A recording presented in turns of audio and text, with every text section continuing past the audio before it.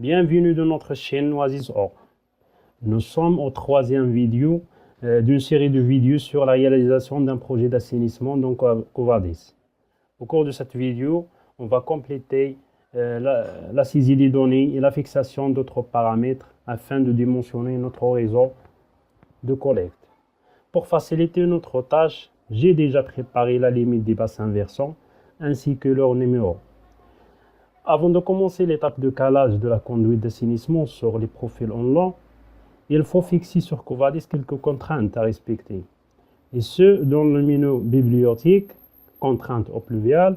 Dans cette boîte de dialogue, on peut désigner la profondeur minime et max avec les limites des pentes, des vitesses à respecter par le logiciel au cours de dimensionnement. Après la préparation des contraintes, on peut passer au calage. Dans le menu canalisation, on pointe sur éditer, puis sur la canalisation qu'on veut modifier.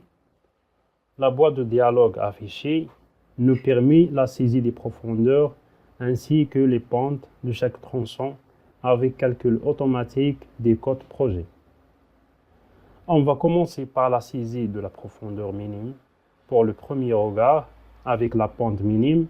Par la suite, les profondeurs sont calculées automatiquement. Covadis nous avertit par des couleurs ou par message écrit que la couverture minime de la conduite n'est pas respectée. Donc, on peut changer la profondeur de regard d'arrivée en profondeur minime et voilà, le problème est résolu. Après, on passe au deuxième tronçon avec le même principe de profondeur minimale. Notre tronçon est bien calé. On peut résoudre les problèmes de calage par changement de pente ou création des chutes tout en observant les messages d'erreur affichés par Covadis.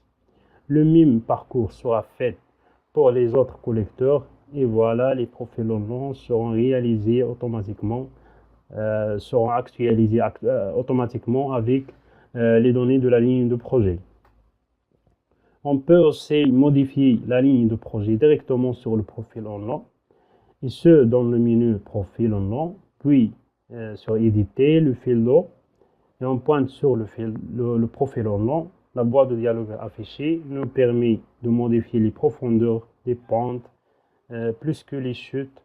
On peut aussi modifier la pente sur plusieurs tronçons. Pour afficher des chiffres après la virgule pour les pentes dans les profils en long, il faut actualiser les paramètres des profils en long en pointant dans mise à jour de profil, puis sur le profil en long concerné et dans la barre de commande sur paramètres. Dans le paramétrage de la mise en page, on peut changer le nombre de chiffres à afficher pour la pente et en actualisant le profil en long, la pente sera visible avec 3 chiffres après la virgule. Ensuite, on passe à l'étape d'entrée de données des bassins versants dans chaque nœud réceptrice correspondante. Dans le menu canalisation, on pointe sur éditer, puis sur la canalisation et on clique sur le bouton dans la ligne bassin versant du premier nœud. Dans la boîte de dialogue affichée, on va écrire le nom de bassin versant. Puis pour la surface, on va pointer sur les sommets de la limite de chaque bassin versant qu'on a déjà préparé ou sur le compteur s'il est sous forme d'un polyline fermé. Pour la longueur hydraulique, on trace le chemin le plus long dans le bassin versant et la pente sera calculée automatiquement. Le coefficient de ruissellement sera dépendant du type d'habitat. Pour notre cas, on opte pour 70%. Et enfin, on choisit la zone correspondant à notre projet pour les données pluviométriques. Et voilà, le débit est calculé et le bassin versant est sauvegardé. On passe aux autres collecteurs et avec les mêmes étapes jusqu'à la saisie de toutes les données des bassins versants de notre projet.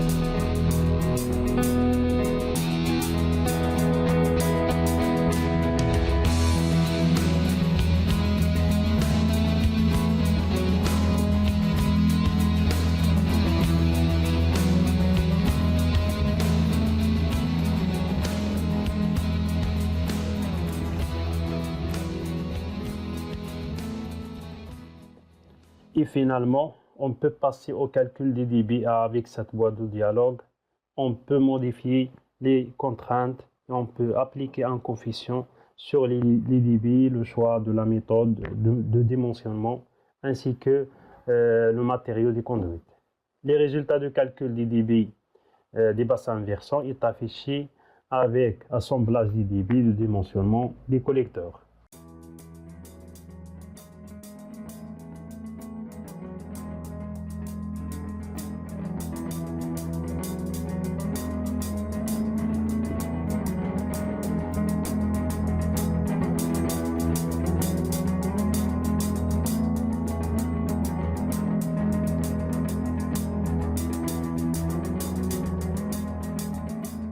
On remarque que Covadis a apporté des modifications sur le calage de notre projet. On peut le garder s'il est acceptable, sinon on va modifier les profondeurs et les pentes selon notre objectif avec verrouillage des côtes.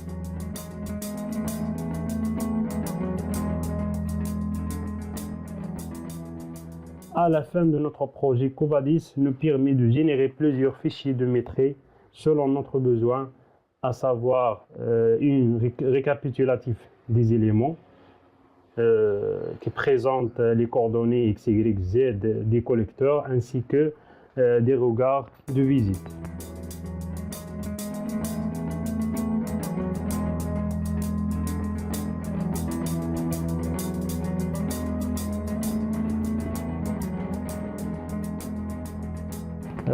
Un autre fichier, on peut le générer paramétré par tronçon pour des données de terrassement de chaque collecteur et des couches de déramblées selon notre tranchée type.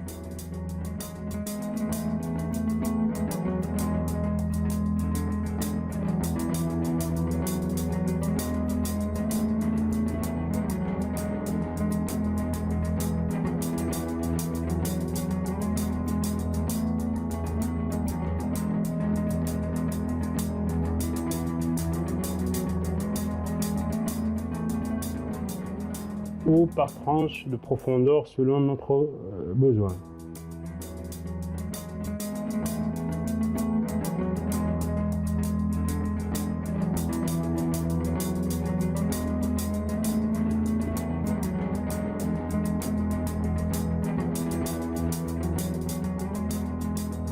Et merci pour votre attention.